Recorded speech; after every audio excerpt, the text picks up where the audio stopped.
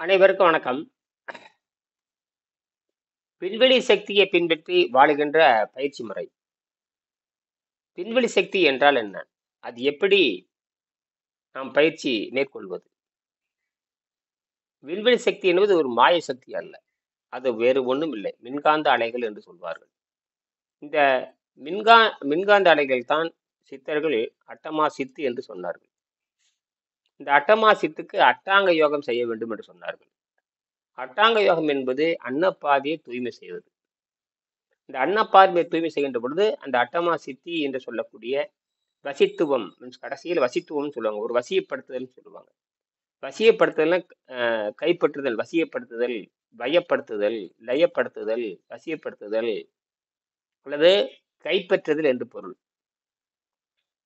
அப்படின்னா இந்த விண்வெளி சக்தி எப்படி வயப்படுத்துவது? அது அங்க அடிப்படை.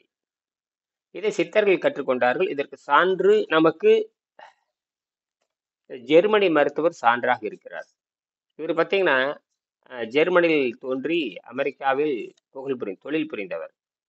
1866ல தோன்றினார். இவர் ஜெர்மனி இராணுவத்தில் பணிபுரிந்தார். நானும் ஓராண்டுகள் ஜெர்மனி பெங்களூரில் பெங்களூரில் இருக்கிற எம்இஜி ட்ரைனிங் பட்டாலியன் 2 என்று சொல்வார்கள். அதில் நான் ஒரு ஆண்டு நான் அடிப்படை இராணுவ பயிற்சி முடித்தேன். பிறகு எங்களுக்கு 3 கட்டமாக இராணுவ பயிற்சி இருக்கிறது. 2 கட்ட இராணுவ பயிற்சி முடித்தேன். அதற்கப்புறம் அதில் விருப்பம் இல்லை. எனக்கு அந்த மனம் அதில் லயிக்கவில்லை. மனிதர்களை கொலை செய்கிற அந்த பண்பு எனக்கு பிடிக்கவில்லை. யார் எதிரி, யார் நண்பன் என்று பிரித்து பார்க்க முடியவில்லை. ஆகையால் அந்த அரசியல்வாதிகளின் சூழ்ச்சி நாம் இங்கிருந்து வெளியேற வேண்டும் என்பதற்காக நான் அந்த பணியை முடித்துவிட்டு திருப்பி வந்து விட்டேன். அதுக்கான முறையான சான்றுகள் அளித்து முறையான தண்டனைகள் பெற்றுதான் நான் வெளியே வந்தேன். அது ஒரு பக்கம் இருக்கட்டும். ஆக இந்த ஜெர்மனி மருத்துவர் தனக்கு ஏற்பட்ட கொடிய நோய்களை தானே தீர்த்து கொண்டார். அவர் இந்தியாவில் இருக்கிற பக்திமான்களை பார்க்கிறார். இதெல்லாம் ஒரு 120 ஆண்டுகளுக்கு முன்பாக நடந்த சம்பவங்கள். இதை பார்த்துதான் இயற்கை ரகசியத்தை கற்றுக்கொண்டார். தன்னுடைய கொடிய நோயை திராட்சை ரசத்தையும் தண்ணீரை வைத்துக் கொண்டு குணமாக்கினார். உணவு பழக்கத்தினால் உடம்பு கெட்டு போய் விடுகிறது. உணவு பழக்கத்தினால்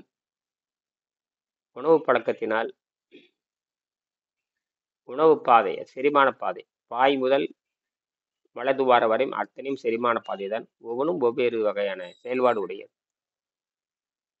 இரைப்பை ஒரு செயல்பாடு, சிறுகுடல் ஒரு செயல்பாடு, பெருங்குடல் ஒரு செயல்பாடு, மலக்குடல் ஒரு செயல்பாடு. உணவை செரிப்பதற்கு, விஷமாக மாற்றுவதற்கு, அதை உடைத்து சாராயமாக மாற்றுவதற்கு இரைப்பையில் சில நீர்கள் சுரக்கின்றன. கல்லீரலிருந்து நீர் வருகிறது, கணையத்திலிருந்து நீர் வருகிறது, கடுமையான பித்தப்பை அதுவும் பங்களிக்கிறது. இப்படியெல்லாம் சேர்ந்து உணவை விஷமாக்கி நமக்கு போதையை தருந்து எந்த நோயும் இல்லை என்று அது காட்டி விட்டுகிறது. பிற்பாடுதான் நாம் நோய் இல்லை என்று நினைத்து மனம் போன போக்கில் ருசியை அனுபவித்து மனம் எடுக்கிற முடிவுக்கெல்லாம் உடம்பை துன்பப்படுத்தி கடைசியில் உடம்பை கெடுத்து விடுகிறோம். ஆக மனம் தவறான வழியில் சென்று உடம்பை கெடுக்கிறது என்று புரிந்து கொள்ள வேண்டும். மனம் 5 என்று புரிந்து கொள்ள வேண்டும்.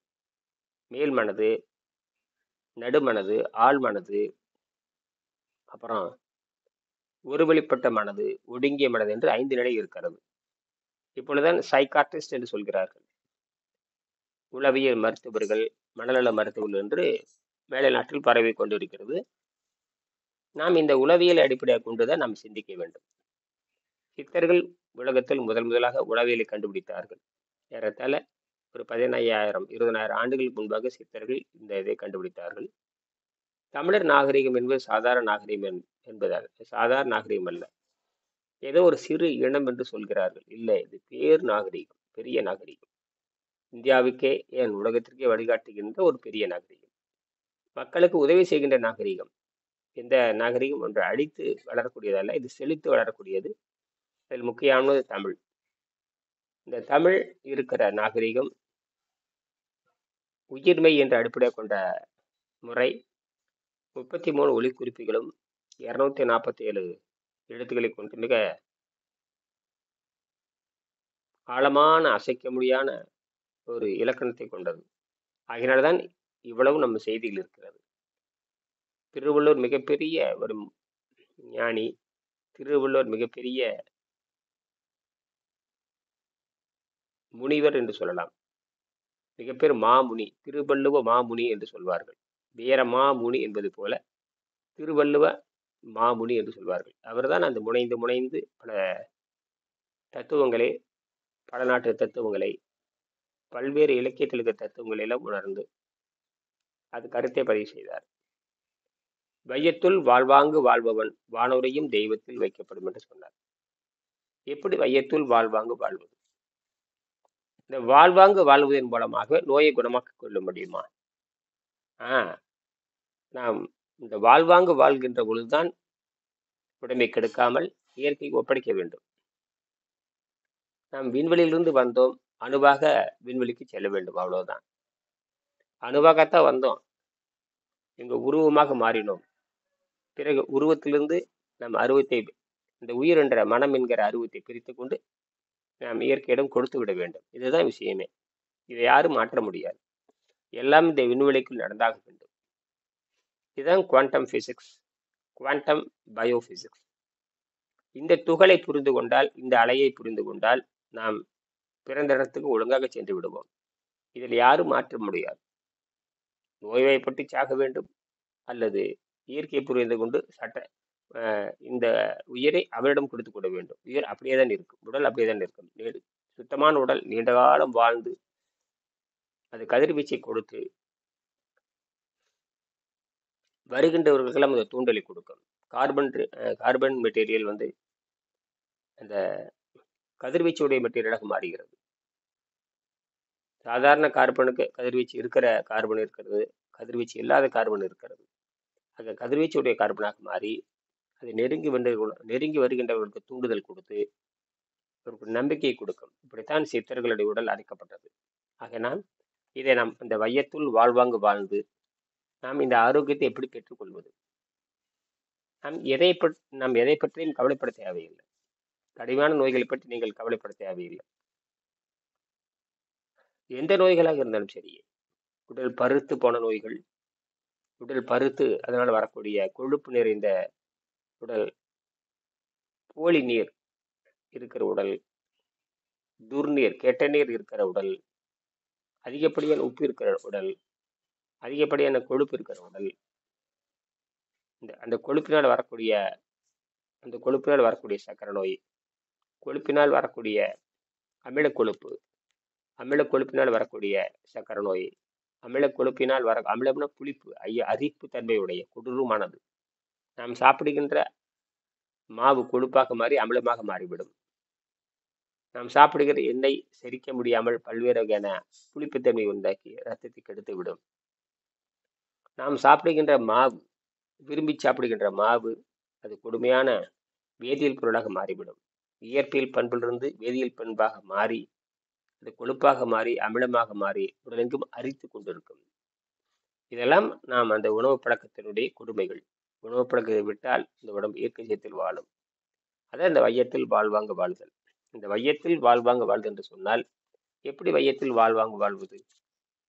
தபம் செய்வார் தம் கர்வம் செய்வார், தபம் செய்வார் ஆசையில் போட்டு.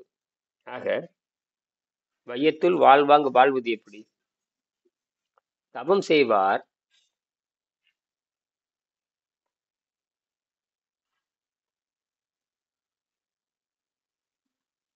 தவம் செய்வார் தம் கர்மம் செய்வார், அவம் செய்வார் ஆசையில் பட்டு. ஆக தவம் செய்தல் என்றால் என்ன? உற்றுநோய் நோன்றல் தவம் செய்தால் என்ற. வணக்கம். தவம் செய்தால் என்ற தவம் செய்வது என்றால் என்ன? தவம் செய்வது உற்றுநோய் நோன்றல் உயிருக்கு ஊர்கன் செய்யாம அற்றை தவத்திற்குள். 162ஆம் பக்கத்துல, இந்த 162ஆம் பக்கத்துல உற்றுநோய் நோன்றல் தவம்னா இதுதான். அதாவது நாம் விண்வெளியிலிருந்து துகளாக வந்தோம், இங்க பொருளாக மாறினோம். எங்க இருந்து வந்திருக்கோம்? விண்வெளியிலிருந்து துகளாக வந்தோம். ம். ஆமா. இங்கே பொருளாக மாறினோம்.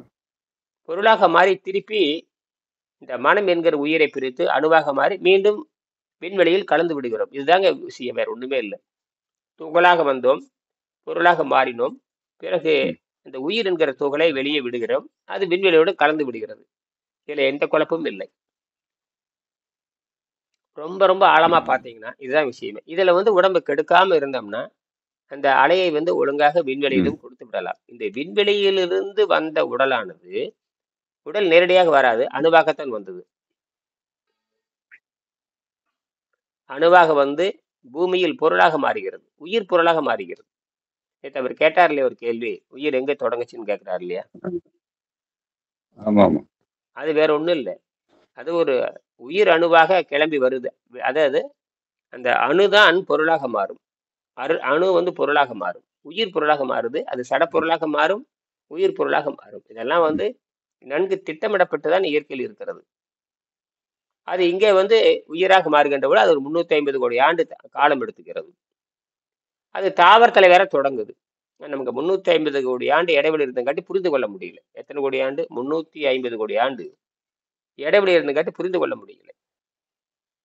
பிறகு நமக்கு அது படிப்படியாக படிப்படியாக வந்து உருவம் மாறிட்டே போகுது. அது உருவம் வேற மாறுது. அது தாவர உருவமா மாறுது.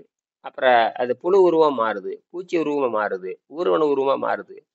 கடைசியில விலங்கு உருவமா மாறுது. கடைசியில மனித உருவமா மாறுறான். இந்த மனிதன் எங்கே இருந்து வந்தான் என்று சொன்னால் அணுவிலிருந்து வந்தான். அவ்வளவுதான் விஷயமே. அணு எங்கே இருந்தது? விண்வெளியிலிருந்து வந்தது.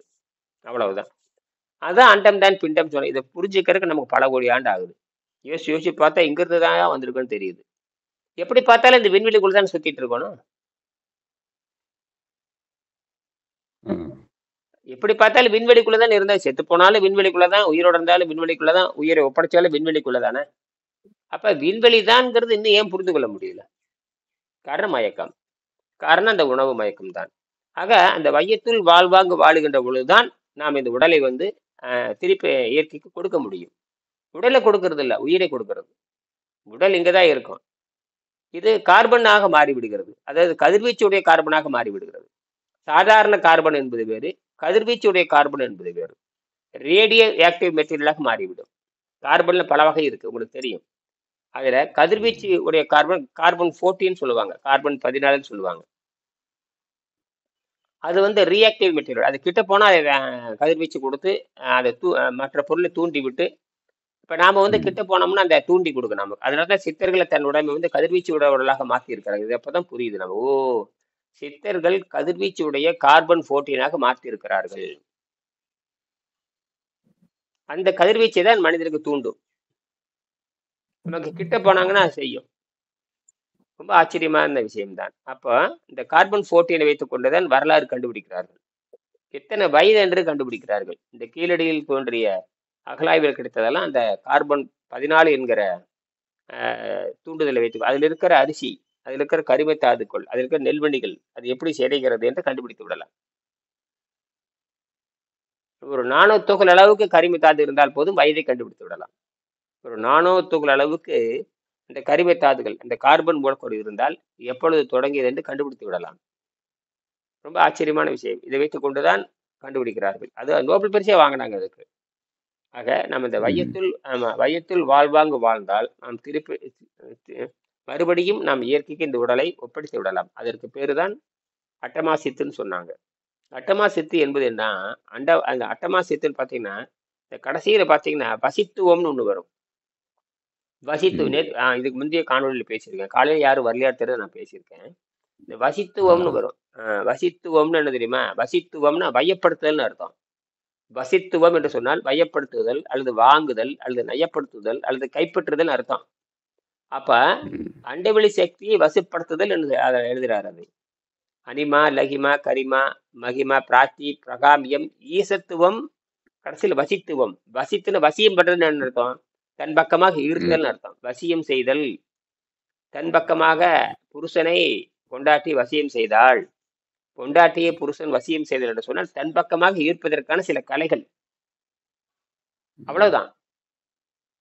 அது வந்து அந்த தொழில்நுட்ப சொல்லு. அதை பார்த்து பயந்துட தேவையில்லை. அதுக்கான யோக நிலையில் இருக்கிற தொழில்நுட்ப டெக்னாலஜி. ஈக்குவேஷன் மாதிரி அது ம், சமன்பாடு, ஈக்குவேஷன் சமன்பாடு. ம். சமன்பாட்டை படித்தால்தான் புரியும். நேரடியாக சமன்பாடு புரியாது. அந்த சமன்பாட்டை படிக்கணும்னா அந்த துறையில இறங்கணும். என்னது, ஒரு ஈக்குவேஷனை படிக்கணும்னா ஆ எல்லாருக்கும் ஈக்குவேஷன் புரியணும்னு அவசியம் இல்லை. யாரு இந்த அந்த தொழிலை பத்தி படிக்கணும் அவனுக்கு தான் ஈக்குவேஷன் புரியும்.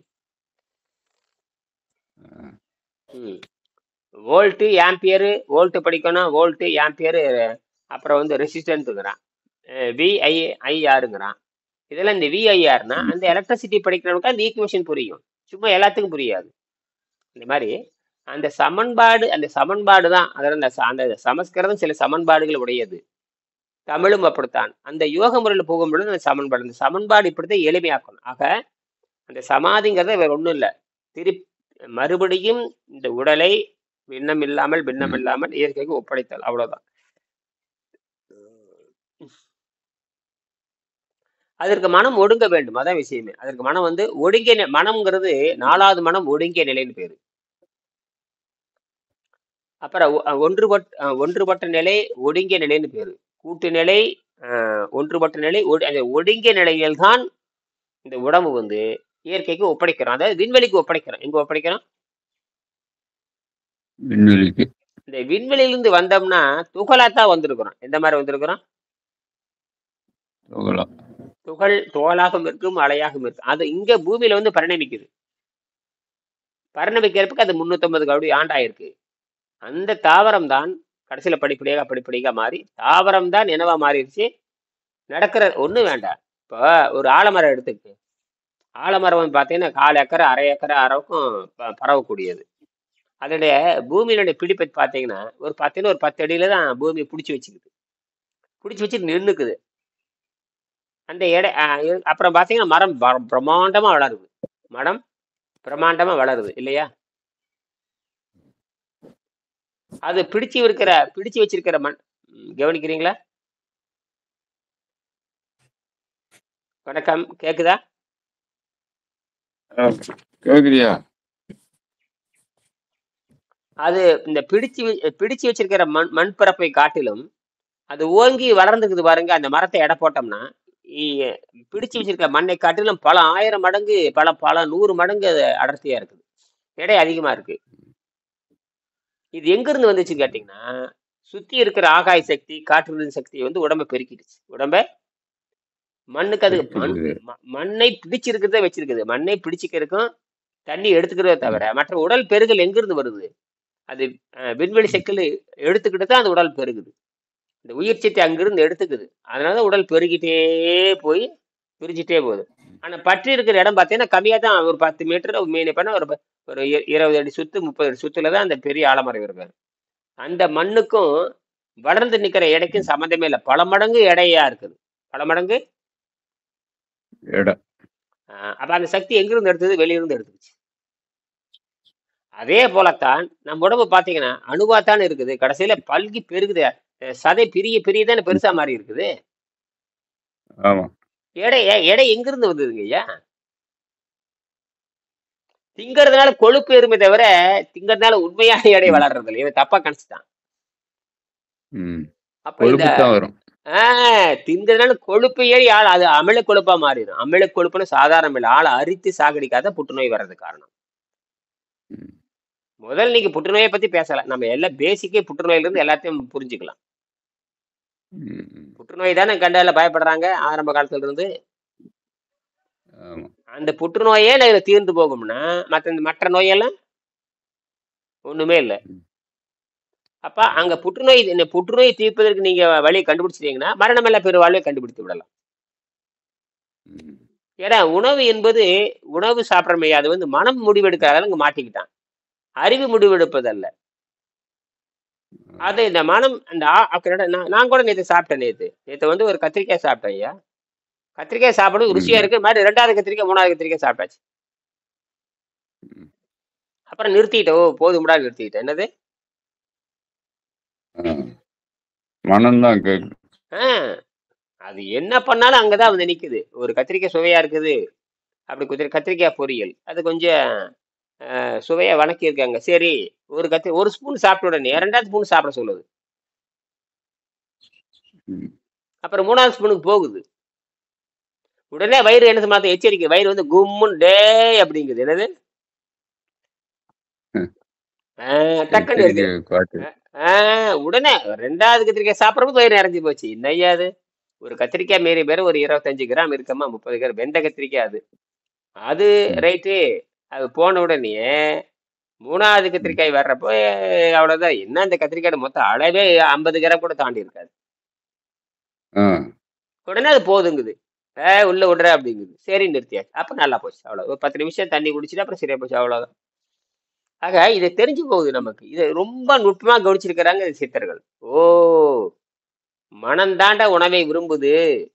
இந்த ருசியும் சேர்ந்து ருசி அதுக்கு சப்போர்ட் பண்ணுது பாருங்க. ருசி அதுக்கு சப்போர்ட் பண்ணுது. இங்க அறிவு கொஞ்சம் தடுமாறுது. 5ஆம் அறிவு தடுமாறி மனதோடு சேர்ந்துக்குது. சேர்ந்து ஒரு ம். குழப்புது. பகுத்தறிவு குழப்பி விட்டுருது. என்னது?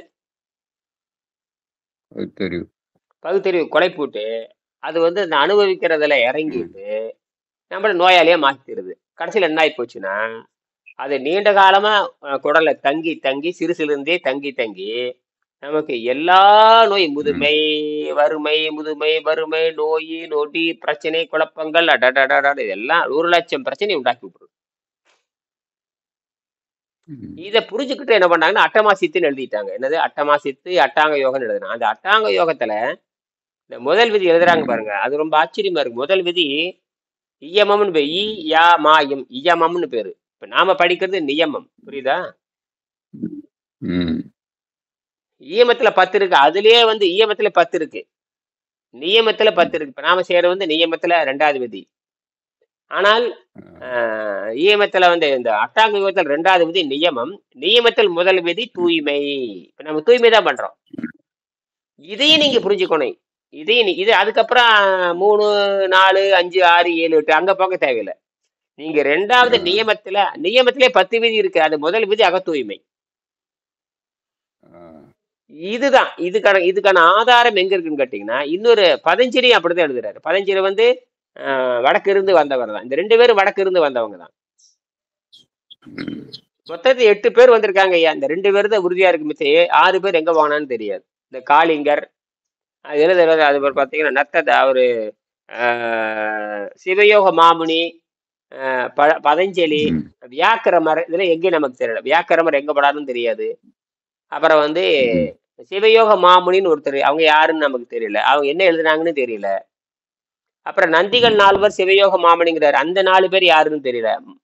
மொத்தத்துல நமக்கு 2 பேர் ம். தான் உறுதியா தெரியுறாங்க. அந்த மொத்தத்துல 8 பேர் அங்கிருந்து வந்திருக்காங்க. அதுல 2 பேரு அதுல இதுல ஒரு சிவயோக மாமுனி, அப்புறம் வந்து ம். வியாக்கிரமர், அப்புறம் பதஞ்சலி, ம். அப்புறம் திருமூலர். இந்த 4 பேர்த்துல 2 பேர் தான் இந்த தத்துவமே எழுதியிருக்காங்க. மொத்தம் 8 பேரு. 4 பேர்த்து பேர் இருக்கு. ம். மிச்சம் 4 பேர்த்து பேர் இல்ல. அதுல பதஞ்சலி என்னோட படிச்சவர்னு அவர் சொல்லியிருக்காரு. ம்.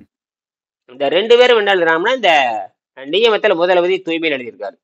இது ஒப்பிட்டு பாக்குறப்ப சரியா வந்துருச்சு. இந்த தூய்மைக்கு விளக்கம் சொன்னவர் விவேகானந்தர்.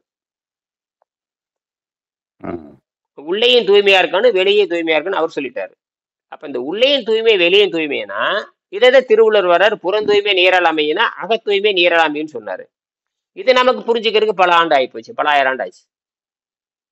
இப்படி அதாவது இந்த ஒப்புமை பார்க்காமயே பொருள் எழுதிட்டாரு பரிமேலழகர். பொருள் உரை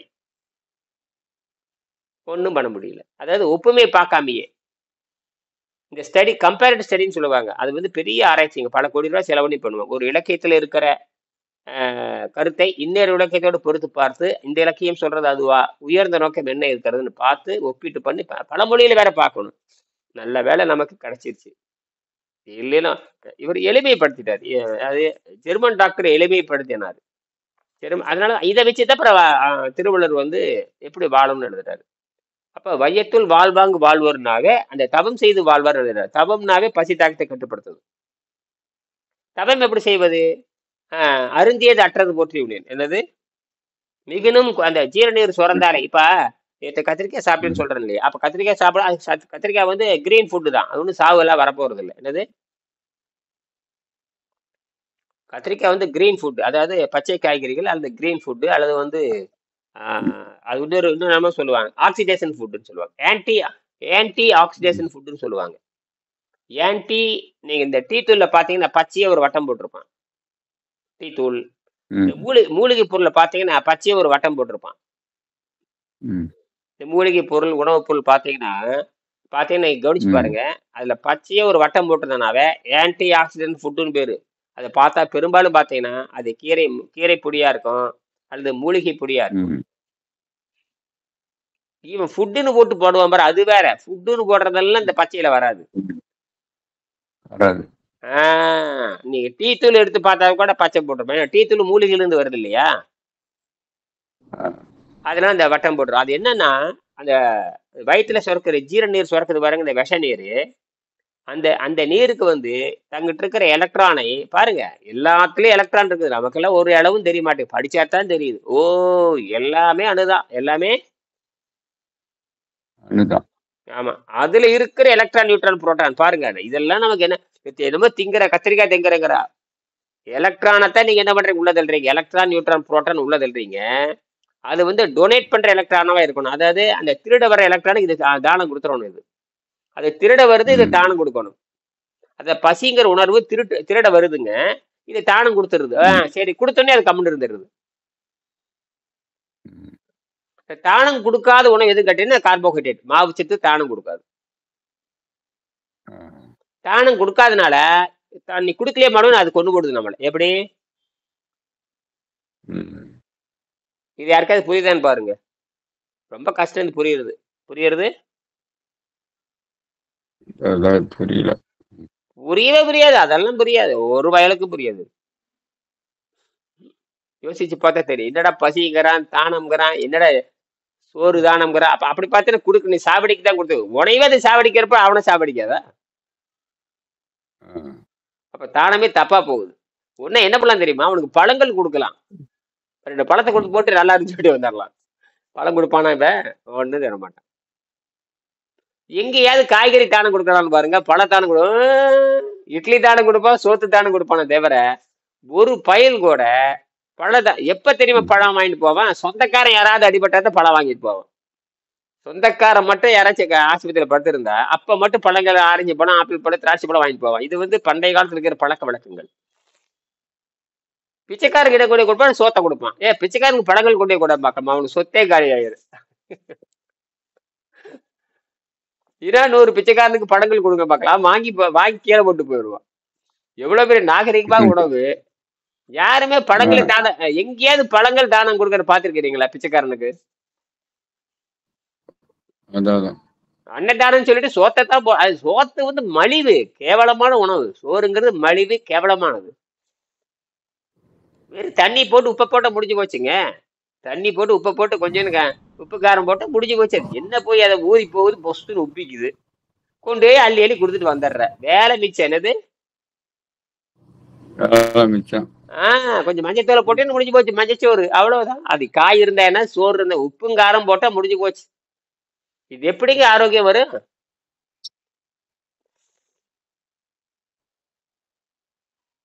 இது வந்து என்ன பண்ணுதுன்னா, இதுக்கு தங்கிட்ட எலக்ட்ரான் தானம் பண்றது இல்ல. அப்ப என்ன ஆகி பார்த்தீங்கன்னா, அது வந்து என்ன ஆகுதுன்னு, அது எலக்ட்ரான் தானம் பண்ணாதனால தன்னை பக்கத்தால இருக்கிற செல்லை திருட ஆரம்பிக்கு. செல்லவே திங்க ஆரம்பிச்சிருது பசி. செல்லை திருடி திருடி திருடி நம்மளை கொண்டு போடுது, புற்றுநோய் உண்டாக்கி விட்டுருது. புற்றுநோயே உண்டாக்கி விட்டுரும். அதைத்தான் நீங்க நிர்மூலம் பண்ண சொல்றாரு திருவள்ளுவர். அப்ப இந்த இடத்துல நான் புரிஞ்சுக்குங்க, நான் திரும்பி வர்றேன். புற்றுநோய் புரியுதா இல்ல? ஏற்கனவே பேசியிருக்கேன், அப்படி புரியுது. வரிசை அது ம், அவ்வளவுதான். நீங்க சித்த நேரம் யோசிச்சு பார்த்தா வந்துருங்க, பெருசா இல்ல. சித்த நேரம் யோசிச்சு பார்த்தா வந்துடும். சித்த நேரம் ம். யோசிக்கணும். இதெல்லாம் தெரிஞ்சுட்டு தான் நீங்க இயற்கை உணவுக்கு மாறணும். என்னது? இயற்கை உணவுக்கு போகணும். அதுக்குள்ள 30 வருஷம் ஆயிருவாங்க. அதுக்குள்ள 10 ஆண்டு, 15 ஆண்டு, 20 ஆண்டு ஆயிரும். ஏன்? அதாவது ஒழுங்கா தத்துவத்தை புரிஞ்சு பண்ணீங்கன்னா நீங்க 120 ஆண்டு வாழ்ந்து 100 ஆண்டுக்குள்ள முடிக்க சொல்றாரு வெங்கடேசன். அப்ப 100 ஆண்டுக்குள்ள இயற்கையை ஒப்படைக்கிறதுக்கு தயாராக்கிங்கிறார். இயற்கை ஒப்படைக்கிறதுக்கு தயாராகணும். இல்லைன்னா போட்டு எறிகிறார். ஆகையினாலதான் சொல்றேன், இந்த பசிங்கிறது. அதனாலதான் உங்க தவம்னே சொன்னார் அவரு. இந்த பசியை வந்து அடக்குறதான் தவம். முதல்ல உலகத்திலே பசியை அடக்குன்னு சொன்னா திருவள்ளுவர் மட்டும்தாங்க சொன்னார், மட்டும் யாருமே சொல்லல. ஆ, தவம்னே போட்டார். தவம்னா அடுத்தவனை கொல்றது, தவம்னா எங்கேயோ போறது வர்றது, சில பயிற்சிகள் செய்வது, ஒரு வெற்றி அடையுது. அடுத்து இப்ப எத்தனையோ காரணம் சொல்றான். தவம் இருந்து பெற்றேன்கிறது. இதெல்லாம் 2வது காரணம். முதல் காரணம்னாவே பசியை வென்று பிச்சை எடுக்காம வாழ்றது. பாருங்க, சில பேர் பிச்சை எடுத்து வாழ்றது அவனுக்கு ஒரு பொழப்பா இருக்கு. நாம எப்படி பிச்சை எடுத்து வாழ முடியும்? தமிழர் நாகரிகம் பிச்சை எடுத்து வாழாத நாகரிகம். ம். தமிழர் நாகரிகம் சாதாரண ஒரு பெரிய நாகரிகம் அது. இந்தியாவுக்கே சப்பளம் பண்ணு. எல்லா வகையான தத்துவத்தையும் சப்பளம் பண்ற நாகரிகம். இந்த தமிழர் நாகரிகத்துல ஒரு பிரிவு தான் சித்தர் நாகரிகம். அது தமிழர் நாகரிகத்தை புரிஞ்சுக்கிறதே மிக கடினம். சித்தர் நாகரிகத்தை புரியணும்னா அதை விட பெரிய கடினம். அவங்க 7ஆம் அறிவு. அந்த நோயை நீக்கிறது ம். 7ஆம் அறிவுங்க ஐயா. நோய் நீக்கிறது ஆ. 7ஆம் அறிவு. 7வது. அந்த அது மனம் உதவி செய்யணும். அந்த மனம் மாறி அது மனம் உணவு பழக்கத்தை விட வைக்கணும். மனம் உணவு பழக்கத்தை விட வைக்கணும். அப்ப நீங்க சக்தி விட வைக்கணும்னா உங்களுக்கு சக்தி வந்தாகணுமே. சக்தி எங்க இருந்து வருது? உடனே சொல்றாரு அருணாள் சொல்றாரு, சக்தியை காற்றிலிருந்து இருந்து எடுத்துக்கொள்கிறதுங்கிறாரு. இதுதான் அவருடைய கண்டுபிடிப்பு. ம். காற்றுல இருந்து சக்தி வருதா? ஆமா, நைட்ரஜன் புரோட்டீன் மாதிரி. இவன் என்ன பண்றான்? மாவு தின்னா ம். விந்து உற்பத்தி ஆகுங்கிறான், கொழுப்பு தின்னா விந்து உற்பத்தி ஆகுங்கிறான். மாவு தின்னா எப்படா விந்து உற்பத்தி ஆகும்? கொழுப்பு தின்னா எப்படி விந்து உற்பத்தி ஆகும்? தனி கொழுப்பு ஒண்ணு கிடையாதுங்க, தனி மாவு கிடையாதுங்க, ம். தனி புரதம் ஒண்ணு கிடையாது, எல்லாம் கலந்ததுதான். இதாவது எல்லாம் கலந்தது. நீ தனியா மாவுன்னு ஒண்ணு கிடையாது. அது 4-5 விஷம் கலந்ததுதான். தனியா கொழுப்புன்னு ஒண்ணு கிடையாது, 4-5 விஷம் கலந்ததுதான். தனியா புரதம் ஒண்ணு கிடையாது, 4-5 கலந்ததுதான். நான் செயற்கை நுண்ணறிவு கேள்வி கேட்டேன். ம். தனி புரதம் இருக்கா, தனி நைட்ரஜன் இருக்கா உணவு? அப்ப இல்ல. அல்ல கூட்டு கலவை தான். கூட்டு கலவா போறப்ப என்னன்னு கேட்டீங்கன்னா அதுதான் விஷமா மாறுது. அது விஷம் உடனடியாக வெளியேற்றப்படணும். இல்ல அப்படின்னா உள்ளேயே தங்கி பல நோய்களுக்கு காரணமாக மாறிவிடுகிறது.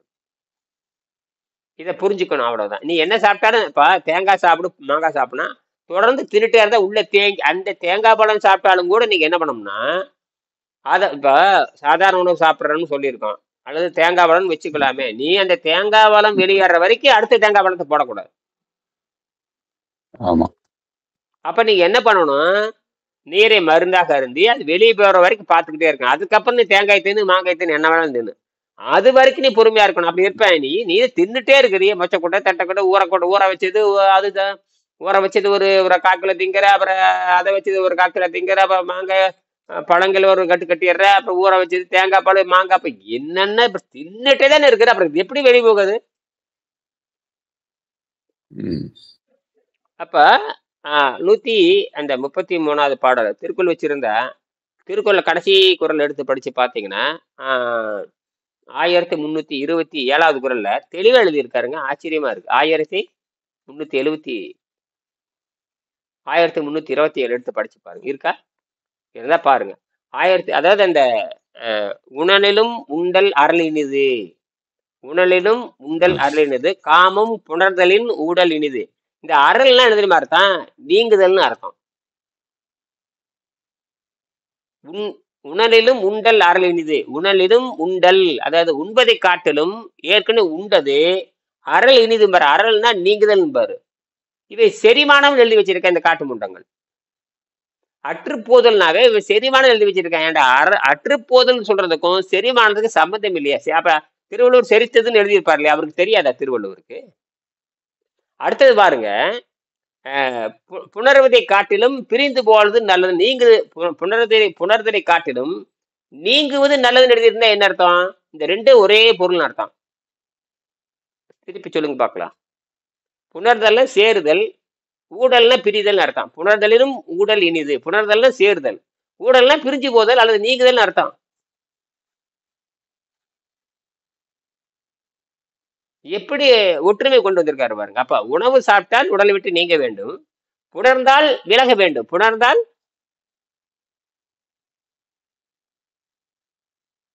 என்ன புரியுதா?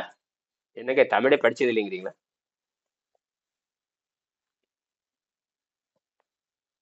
நீங்க பேசுறது கேட்கல. உணவு மாதிரியே ரெண்டையும் சொல்றாரு. ஆமா, இப்ப நம்ம சாப்பிட்றோம், வெளிக்கு போகுதா இல்லையா? ஆமா. அதே சாப்பிட்டா மாதிரி வெளியே போயிடுது. புணர்ந்தால் கணவன் மனைவி பிரியறாங்க இல்லையா? தலைவன் தலைவி பிரியறாங்க இல்லையா? வெளியே போடணும். அதுக்கு பேரு உணவும் அப்படித்தான். உணவு உடம்பிட்டு நீங்கன்னு எழுதுறாரு. அதுவும் இவன் நீங்கி போடணும். இவன் செரித்தல் எழுதி வச்சிருக்க இந்த பரதேசி. செரித்தல்னு போட்டான். செரித்தல் வேற, நீங்குதல் வேற. எவ்வளவு ஒரு தத்துவத்தை வச்சிருக்காரு. நான் இது ரொம்ப நாளா படிச்சுக்கிட்டே இருக்கேன். நான் 10 வருஷம் இது படிச்சுட்டே இருக்கேன். நான் 10 வருஷமா அதுக்கும் டைஜஷன் போட்டிருக்கான். அறிவு கட்ட முட்டமே அந்த இடத்துல டைஜஷன் போட்டிருக்கான். என்னடா இப்படி தப்ப ஒன்றும் பண்ண முடியாதுங்க. அவன் சொந்த கருத்தை தெளிச்சுட்டு போயிட்டான். நான் ஆங்கிலத்துல படிச்சு பார்த்தேன். என்னடா ஆங்கிலத்துல பார்த்தா இப்ப நான் அந்த ஆங்கிலத்துல இதை படிச்சு கேட்கணும் பாருங்க. இன்னும் பெரிய பெரிய அறிவாளிகளும் டைஜஷன் போட்டிருந்தா அது ஊழல்னு எழுதுறாரு. ஊழல்னா தலைவன் வந்து தலைவியும் பிரிந்து போதல்னு அர்த்தம். இங்க அதே மாதிரி உணவும் உடலை விட்டு நீங்க விடுன்னு போட்டா இவன் டைஜஷன் போட்டு மானத்துக்கு எடுத்து விட்டாரு. என்ன பண்றது அறிவாளிகள் பாருங்க. 1327வது பாடல்ல அது ஆங்கிலத்துல சொல்றான். ஆங்கிலத்துல மன்னிக்கும் 1326 6வது பாடல் 1133வது தலைப்பு. ஊடல் உவகைன்னு சொல்றாரு. ஊடல் இனிப்புங்கிறார். ஊடல் இனிப்பு தலைப்பே வந்து ஊடல் இனிப்பு, பிரிவு இனிப்புன்னு அர்த்தம். அதுக்கு பேரு ஊடல்னா பிரிவுன்னு அர்த்தம். ஊடல்னா பிரிவு. ஊடல் உவகைங்கிறாரு. பிரிந்து ஓடுதல் இனிப்புங்கிறாரு. பிரிந்து சேருதல் நீங்கி சேருதல். அது ஊடல் உவகைன்னு. உவகைன்னா பேரின்பம் அர்த்தம். என்னது? சேர்ந்து பிரிதல் பேரு. அப்பதான் இன்பம் உண்டாகும். அப்ப உண்டம்னா அந்த உணவு உடலை விட்டு நீங்கினால் இன்பம். கரெக்டா எழுதியிருக்காரு. உவகைனா இனிப்புன்னு அர்த்தம். அந்த இனிதுங்கிற வார்த்தையை போடுறாரு இந்த இடத்துல. உண்டது உடலை விட்டு நீங்கினால் இனிது அப்படிங்கிறாரு. இவன் என்ன பண்றான்? உண்டது செரித்தல் இனிதில் எழுதியிருக்க. அறிவு கிட்ட முண்டமே உண்டது உடலை விட்டு நீங்குதல் இனிதுன்னு அர்த்தம். முழுமையாக நீங்கணும். என்னது? தலைவன் வந்து புணர்ந்ததுக்கு பிறகு தலைவி பிரிஞ்சு போகணும், அல்ல தலைவன் பிரிஞ்சு போகணும். 2 பேரும் பிரிஞ்சு போயிடணும். பிரிஞ்சு போய் மீண்டும் சேர்ந்தால்தான் இன்பம் உண்டாகும். என்ன தெளிவு எழுதியிருக்காரு பாருங்க. அது என்ன சொல்லியிருக்கா? அது ஆங்கிலத்துல என்ன எழுதியிருக்கான்னு கேட்டீங்கன்னா, நான் தமிழ்ல நான் வந்து என்னால புரிந்து கொள்ள முடியுது. ஆங்கிலத்துல குழப்பி விட்டாங்க. ஆங்கிலத்துல என்ன குழப்பி இருக்கான் பாருங்க. அதாவது தோ ஃப்ரீ ஃப்ரம் ஃபால்ட் எங்க ஸ்வீட்டர் தேன் பாருங்க. ஸ்வீட்டர் தேன் மீல் இஸ் டைஜஷன்ங்கிறாரு. ஸ்வீட்டர் தேன் தமிழ்ல ஆங்கிலத்துல sweeter than meal is digestion. அதாவது சரி, அதாவது சாப்பிடுறது காட்டிலும் செரிமானம் சிறந்து எழுதுறாரு. அந்த அறிவு கட்ட முட்டமே திருவள்ளுவர் ஊழல்னு போட்டிருக்காரு. ஊழல்னா பிரிந்து போதல் அர்த்தம், நீங்குதல் அர்த்தம். அந்த தலைப்பை பார்த்து புரிஞ்சுக்க வேண்டாம். என்ன இருக்கு ஆங்கிலத்திலேயே திருவள்ளுவர் தமிழ்ல எழுதுறது ஒழுங்கா எழுதுறது ஆங்கிலத்தை தப்பா மொழிபெயர்த்திருக்கிறான். என்ன எழுதியிருக்கிறான்? Sweeter than meal is digestion எழுதுறாரு. Sweeter than meal is digestion. Sweeter than meal is digestion. அத இனிது எதை காட்டிலும்?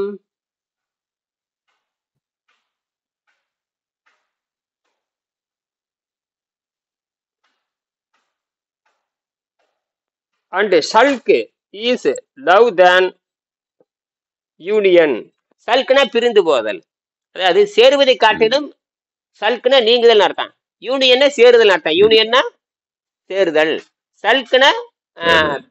சல்க்னா பிரிந்து போதல், யூனியன் சேருதல். இங்கதான் சொல்றாரு sweeter than meal is digestion and sulk is love than union. எப்படி தெளிவு எழுதிருக்காங்க. இது ஆங்கிலத்துல இருக்கட்டும் ஒரு பக்கம். அவன் ஸ்வீட்டர் தேன் டைஜஷன் வார்த்தை அங்க வரக்கூடாது.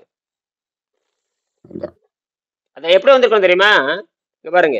Sweeter than meal is elimination கொடுத்திருக்கலாம். அந்த அறிவுல இந்த ஆளு கிடையாது. Sweeter than meal is elimination. Sweeter than meal is elimination. Elimination உடல் விட்டு நீங்குதல். இவர் எலிமினேஷன் தான் சொல்லுவாரு. அர்னால்டு வந்து எலிமினேஷன் தான் சொல்லுவாரு. ஆக சரி தப்பு பண்ணிட்டாங்க, அதை நம்ம கண்டுபிடிச்சாச்சு. நாம நல்ல வேலை வெங்கடேசன் இல்லைன்னா என்ன, இப்ப வெங்கடேசன் ஒருத்தர் இல்லைன்னு இந்த புத்தகத்துக்கு நமக்கு எங்க அர்த்தம் தெரிய போதும். நாம படிக்கவே மாட்டேன். திருக்குறள் யார் படிக்கிறாங்க? அது தெரியாது. தெரியாது, வாங்கி வச்சிருப்பா. தெரியாதுங்க, இவ்வளவு சுருக்கமா எழுதியிருக்காரு. அந்த காலத்திலே கம்ப்யூட்டர் மாதிரி எழுதி, அதாவது அந்த காலத்திலே சிப் மாதிரி எழுதிட்டு போயிட்டாரு. இதை விட அவ வந்து 10,000 ரூபாய்க்கு எழுதி வச்சிருக்கான், இவர் சிப் மாதிரி எழுதிட்டு ம். போயிட்டார். Chip, micro chip. என்னது ஷிப்பு மாதிரி ஆகி போயிடுச்சு. Micro chip? ம். அதாவது நான் கடுகுன்ட்டேன், கடுகை துளைத்தா. கடல் அளவு இருக்கிற செய்தியை ஒரு கடுகுல வச்சுட்டான்னு எழுதுறானே. திருக்குறளை படித்து ம். அந்த காலத்து புலவர்கள் எழுதிட்டாங்க. அந்த காலத்து புலவர்கள் நிறைய பேர் எழுதிட்டாங்க. திருவள்ளுவர் வந்து சாதாரண ஆள் கிடையாது. அவரு கடல் அளவு இருக்கிற செய்தியை அது வந்து அணுவுல வச்சுட்டு போயிட்டான்னு எழுதிட்டான். ம். இப்ப அதைத்தான் குவாண்டம் செய்யுது. குவாண்டம் ஒரு சின்ன சிப்பு எத்தனை செய்தி உள்ள வச்சிருக்குது பாருங்களேன். ஒரு சின்ன சிப்பு ஆ. என்ன செய்தி வச்சிருக்குது, எதை சந்தேகம் இருந்து கேட்கலாம். ஆக இந்த ம். இந்த வையத்து வாழ்வா அந்த 22வது பாடத்தை படிச்சீங்கன்னா புரியும். வையத்து அதோட முடிச்சுக்கிறேன் நான், நேரமாச்சு. இன்னைக்கு ஒருத்தரையும் ஆ. காணோம். எங்க இவரை காணோம். அஹ், நடராஜையும் காணோம். எங்க வராது. ம். நடராஜையும் காணோம். அப்புறம் திருவிழாச்சந்திரன் காணோம். அப்புறம் சுந்தர் பொறியாளர் என்ஜினியர், அவரையும் காணோம். ம். ம். சரி சரி, அதை வேணா படிங்க நீங்க. அதாவது நீங்க படிச்சுட்டு சரி. நான் மறுபடி பார்ப்போம், ஆ. சரியா? ஆ. சரி, இந்த மருந்தென வேண்டாம் யாக்கைக்கு அருந்தியது அற்றது போற்றுனேன். அருந்தியது அற்றது நீர், உடலுக்கு நோய் எப்படி ஏற்படுகிறது? மிகுனும் குறையினும் நோய் செய்யும் நூலோர் வழிமுதல எண்ணெய் ம். மூன்று. அதாவது ஜீர்நீர் சுரந்தாலே மரண நிச்சயம், அது கீழே சொல்லியிருக்காரு. ஜீர்நீர் சுரந்தாலே மரண நிச்சயம். ஆக ஜீர்நீருக்கு நீங்க என்ன வேலை கொடுக்கணும்னா, அந்த தண்ணீரை மருந்தாக அருந்தி, ஏற்கனவே இருந்த ம். பழக்க வழக்கத்தில் மலச்சிக்கல் ஏற்பட்டிருந்தால் அதை சாப்பிடுவதற்கு நன்கு தூய்மையான வேக வைத்த காய்கறிகளை அருந்தி, வேக வைத்த காய்கறிகளை அருந்தி, நீரை அருந்தி, பின் வேக வைத்த காய்கறி அருந்தி உங்கள் அன்னப்பாதையை ம். தூய்மை செய்து கொண்டே வந்தால் எல்லா அசுத்தங்கள் நீங்கிவிடும். நோய்ங்கிறது அசுத்தமே தவிர பயப்பட தேவையில்லை. நோய்ங்கிறது அசுத்தம் தான். அந்த அசுத்தத்துக்கு பல பேர் வச்சுக்கலாம். அசுத்தம் வந்து பல நோய்களாக மாறுது. ஆக இதைதான் தூய்மை. இதை கண்டுபிடிச்சவங்க சித்தர்கள். ஆகையால சித்தர் வழி நடப்போம், தமிழ் நாகரிகத்தை வளர்ப்போம். ம். மீண்டும் சந்திப்போம். நன்றி. நன்றியா, நன்றி.